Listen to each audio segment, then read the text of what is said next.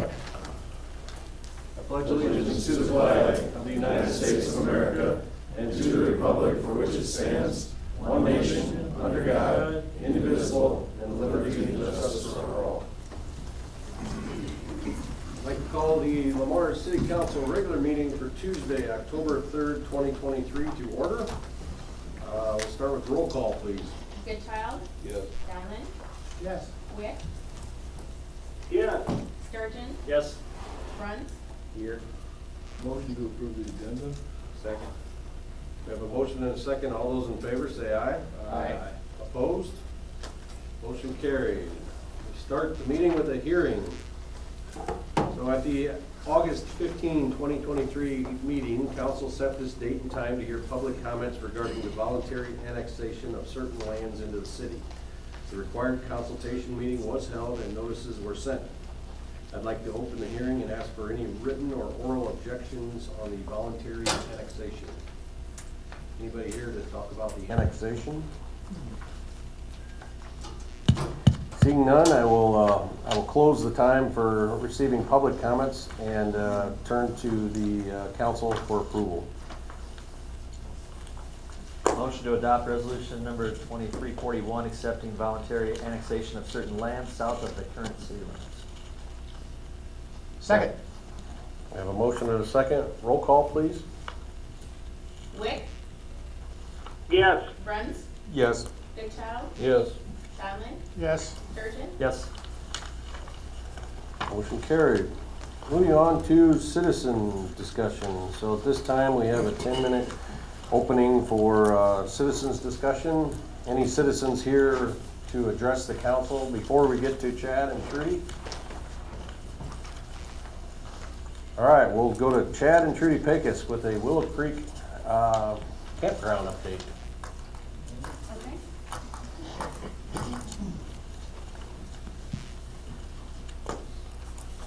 Thanks for asking us to come in. I don't know if you guys have any specific questions about the campground, but as you mentioned in your last meeting, it's very busy.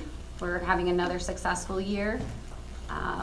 As it continues to trend that way, every year the campground does better and better, and we're hoping to continue that. With that being said, there are some things that we are hoping we can have for the campground to continue growing and making it better. We have a couple of safety issues.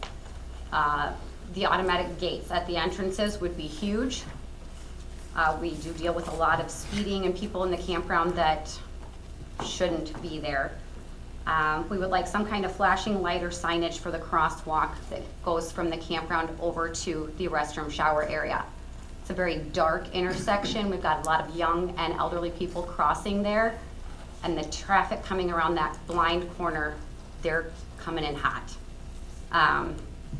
And then, we'd like to do something with the walk trail that goes by the beach to eliminate the golf cart traffic. We get a lot of people coming from the golf cart or from the golf course. Not saying they're all drinking, but we've had a couple of them that were pretty intoxicated and they're coming flying down that sidewalk pretty fast. And as busy as that beach gets, I'm concerned for the campground as well as the public kids that are down there. We get a lot of those. In regards to upkeep and maintenance, the restrooms do need some TLC, a lot of chipping paint on the floor, some grout issues. The electrical on the north side of the campground is very dated. We've had a couple of issues where we've had to call Campbell's out this year, melting camper cords, things like that. As these newer campers do pull a lot more juice, we just want to eliminate a problem before it becomes a big problem. As usual, we can use more rock to get rid of the muddy spots and things like that when it's raining. And in regards to beautification, if we could just maybe finish the cedar fence and give it more of a finished look. Right now it just looks very choppy.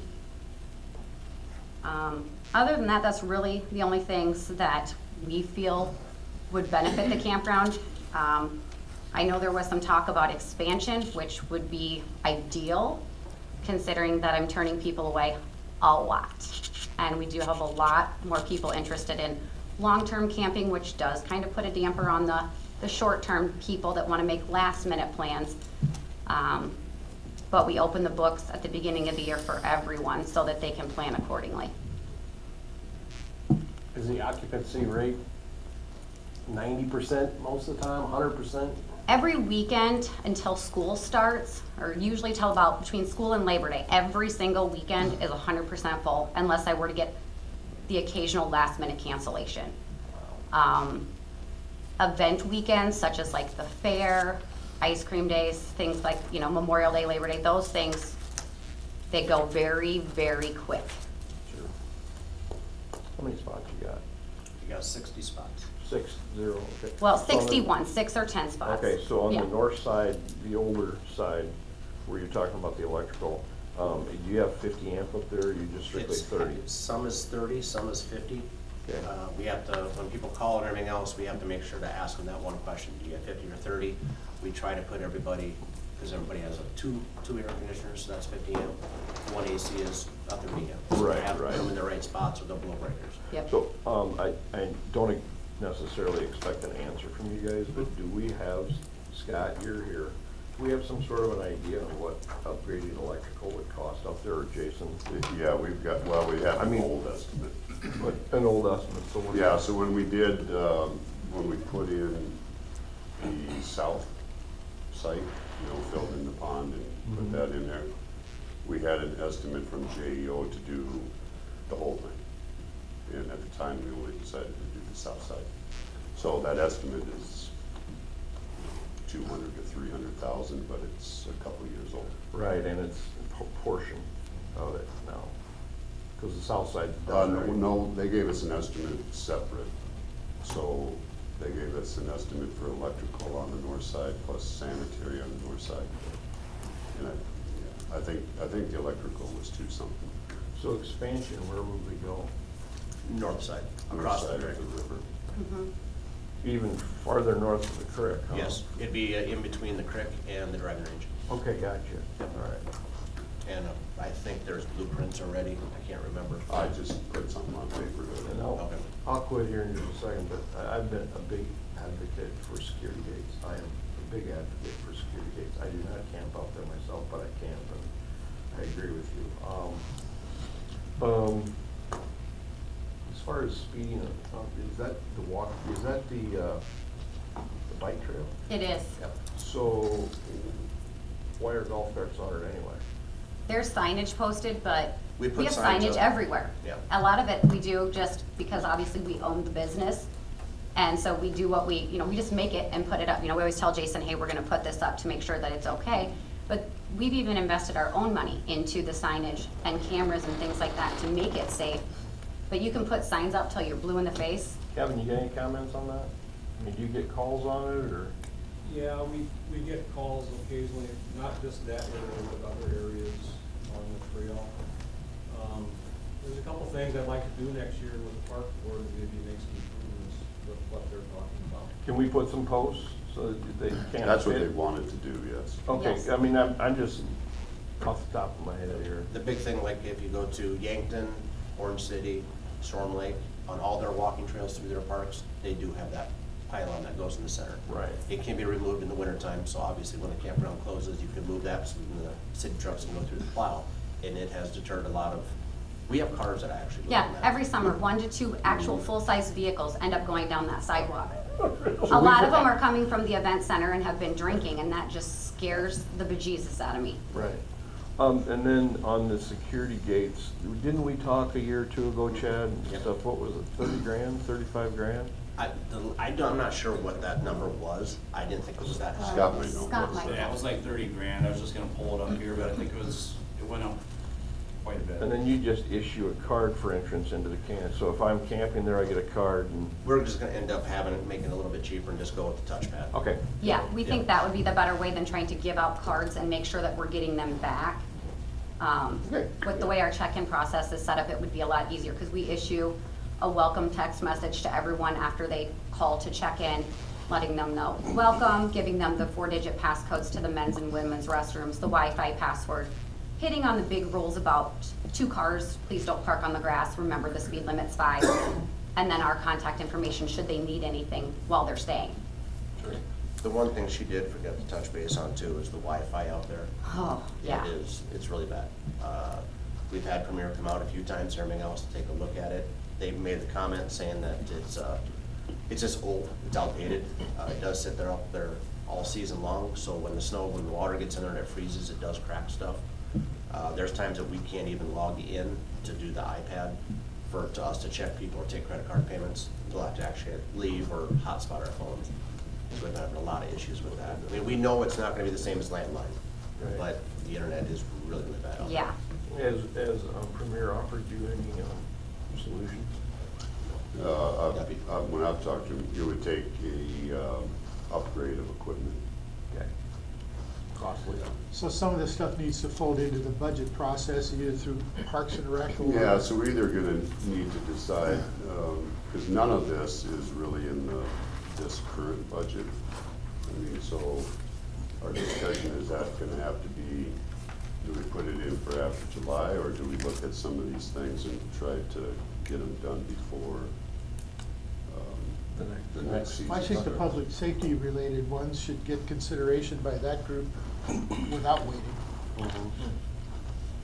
And get some recommendation based on that, if they can, either the solutions you're talking about or something else to not have somebody get run over in their walker trying to go take a shower. You know. It's true. We've seen the cars It's come down very there. scary. There was, after a golf event, one truck they came down the hill so fast they lost control, ended up taking out the camper check-in, the metal sign in the yard of the office, and nearly ran into that cement fire pit clear up next to the office.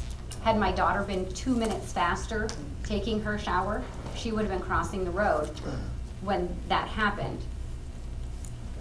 And we've had other accidents. Earlier this summer, a minivan was coming through the park, and a pickup was just leaving the campground and going up the hill, and they collided so hard because they're going so fast around that corner.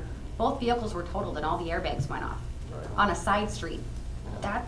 You're going too fast, especially knowing that there's people that are gonna be walking right there, and it's dark. Yeah. Well, whoever's on public safety, I want to see that on my agenda next time. Whoever, I forget who it is. Mark and Steve. What kind of trees are at the campground? Are those ash trees? There are ash trees. That was one thing that we were gonna ask. There's a few ash trees that are marked and stuff. I'm asking if it's already dead or it's dying, take it down, but don't take it down until they die. I mean, we need trees as much as possible at a campground. We need the shade as much as we can. If all the ash trees come out, you know, that are marked, that are ash, we're gonna be hurting for shade.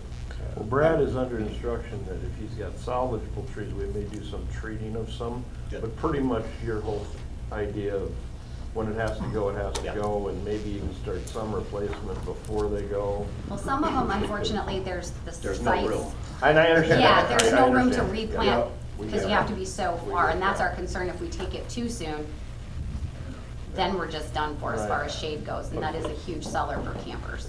If we do take a big Willow stump grinder to grind the stump. There we go. Okay. Oh, it'd be nice to filter in some replacements wherever possible, so that Right. it's not bare, not done all at once. Well, thank you for all that you do. I hear rave reviews from our campground on a regular basis, and it's a source of pride for our community, and you both do a great job. So, Thank you. Thank you, appreciate it. Yeah, how many so- spots yeah, do we so- have that are, people are for the whole year? It varies. I would say there's probably, 25 Yeah, about 25 to. that stay for the whole summer, and then there's monthlies that kind of filter in and out as they travel through. So essentially, we have 35 spots. 50%. Yeah, I would say so. We don't have a set amount that we keep open just for We drop-ins. never have. Our biggest goal has always been to make the campground as successful as possible, and to me, that means it's full. And the people that are staying there monthly, that's guaranteed revenue, which in turn can help maintain the campground and potentially help it grow.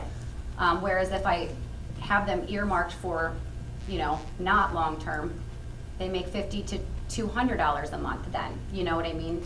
Versus the $620. So Right. we're looking at it big picture wise. And the long-term people, they do more for the community than I think they get recognition for. We have long-termers from as far as Des Moines, and they come up every single weekend, all summer long. Merrill, Remsen, Jefferson, South Dakota, Dakota City, Nebraska. Those people are buying their groceries here, they're going out to eat, they're going to the ice cream parlor, they're playing rounds and rounds of golf, eating at our restaurants. I mean, they're great for our community. Right. The average, we call weekend warriors, they're the ones that come in on the weekends, and we were for how many years? They're having a tough time getting in because they're trying to make a reservation like 2 weeks, some 3 weeks in advance. They can't get in already because when the books open on April 1st for everybody, it's hard no matter where you go, no matter what town, It is. county, state, it's hard getting into campgrounds because people are planning for their whole summer now. They're not just doing 2 days before like it used to be. There's a lot of campers Nature out there. camping now, right? Campers right now, I mean, it's in its prime, it's in its boom. I mean, and I don't think it's going anywhere anytime soon. Have we looked into online booking systems?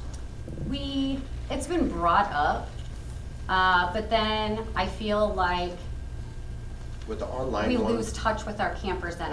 We miss that personal one-on-one connection. Would you yeah, you can see certain things on a map, but this way it's like, okay, do you prefer a more shady spot? How long are you? Making sure that they fit into the spaces, because not every space is, especially on the north side, are the same. Some of them have shorter paths with very small yards. If it's a single guy or a husband and a wife, they might not mind a small yard, but if you've got 3 kids, you might not necessarily want to be in that one. And so then I would lose the ability to do that. but also we have the abilities that if a party comes in and they have like 2, 3, 4 campers, they all want to be together, and there's one camper that's already in the middle of all that, we actually call that one person and ask them if they'd mind moving to a different spot. If they give us their permission, we'll bump them over, then those 4 campers. Yeah, we can try be to together. accommodate everybody the best we can. Yep. Okay. How many no-shows do you have on your reservations? Well, No-shows? there's a non-refund Yeah, like if I'm policy. booking, if I'm there in April and I book May and June, July, and I mean, I, Probably had 2. really? No, Okay. not long-termers. Oh, long-termers? No. No. Oh, So any. all reservations are, the payment is due in full at the time the reservation is made, and there are no refunds. We've had, I think there was 2 this year Okay. that didn't come, just because it was torrential downpour. Yeah. But if there's like a family emergency or something like that, death in the family, and they're calling and they're distraught, hey, we're not gonna make it, by doing it personally and not online, I can give them the opportunity, okay, is there another weekend? I know we're not supposed to do refunds, but We certain squeeze things them like in. that are out of someone's control. So we try to accommodate those without letting it being a huge issue. Thank you. Thank you. Appreciate you guys, because I hear nothing but good, so. Thanks. Thank you. Okay, moving on to the Thumbs Up Award. We'll start with Mark. Pass. Steve. Thumbs up for the weather in Michigan. All right. I would like to give a thumbs up to Joe and welcome Joe to his first council meeting, right? Second. Second. First Second. for First you. for me. First with me, and welcome him to the city. I haven't had a chance to do that yet. I mean, I've met him, but not publicly. So, welcome, Joe. And then, second of all, I'd like to give a thumbs up award to our first responders. Last week, my wife was in a car accident in town and got to, unfortunately, experience the awesome service that our EMS and police provide. So, good job there. So, caring for my people. So, I appreciate it. So, I'm good, Mark, thank you. you got a brown thumb. You want to give that thumb up? Yeah. You know what that is? I was shucking walnuts in the thumb, and you wear gloves when you do that. And if you don't, you will have a brown thumb for a month because you don't wash it off. So, Need more walnuts. thank you for pointing that out. I'm glad you explained it, though. Well, if it's a brown thumb, I better explain it. All right, Brian? Pass. Mike? All right. Okay, moving on to consent items. Under the consent items, we have an approval of the September 19, 2023 regular meeting minutes, a list of bills for period ending 9/30/23, and a handicapped parking space that we need to approve. Motion to approve consent items 1 through 3 with a roll call on number 3. Second. We have a motion and a second. Any further discussion? Roll call, please. Steinle? Yes. Wick? Yes. Bruns? Yes. Goodchild? Yes. Sturgeon? Yes. Motion carried. Moving on to action items, a stump grinder request. So, Public Works is requesting to purchase a stump grinder to assist in the anticipated removal of hundreds of ash trees. Estimates show that the city would pay just as much to hire a contractor to perform the work, and removal would be on the contractor's schedule. Public Works does have a need for the equipment currently and after the ash tree removals. Attached are quotes for 4 stump grinder models. The recommendation is to purchase the SG75 stump grinder from Rexco Equipment for $70,699.20. American Rescue Plan Act funds could be used for the purchase. Joe, what's left in that fund?